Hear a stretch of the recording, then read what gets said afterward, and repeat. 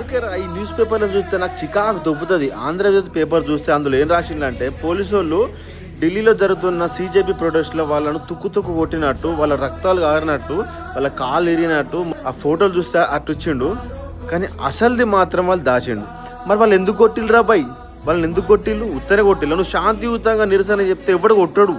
Police వాళ్ళ మీద రాళ్లతోటి కొడతారు. వాళ్ళ వాహనాలలో ఉన్న సామాగ్రి పోలీసు వాళ్ళది హెల్మెట్లు, కర్రలు అవన్నీ, ఆ టీషర్ట్లు అవన్నీ ఎత్తుకపోతారు. కార్లను పలగొట్టిల్లు, ఆ బస్సులను పలగొట్టిల్లు, నానా హింస చేసిల్లు. వాళ్ళట విద్యార్థుల అందుకొరకే పోలీసులు చేతులు కట్టుకొని కూర్చుంటారా? కొట్టపోతే ఏం చేస్తారా బాయ్? ఈ పేపర్ ఈ లంగ పేపర్ కాదు చూడుర్రి. ఇలా చూసిన నేను పేపర్.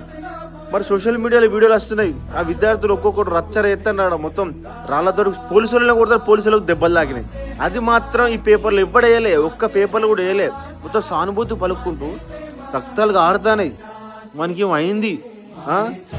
వీడు దేశాన్ని ఉద్ధరించిన, దేశం కోసం బార్డర్లా సేవ చేసినట్టు అట్లా అంత విధంగా వర్ణించుకుంటూ పేపర్లు వేసిళ్ళు.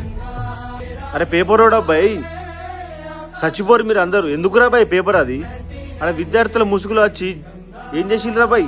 రాళ్ళతోటి కొట్టిళ్ళు, పోలీసు వాళ్ళని కొడతాళ్ళు. అది కూడా చూపెట్టరా పేపర్లో, అది కూడా ఇయ్యిర్రి.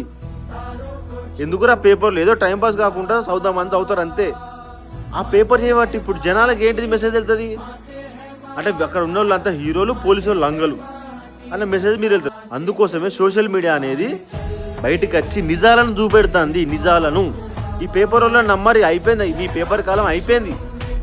దాన్ని మిర్చీలకు, బజ్జీలకు, టిఫిన్ సెంటర్లో మలుచుకొని పెట్టుకోవడానికి మాత్రమే పనిచేస్తాయి ఆ పేపర్లు.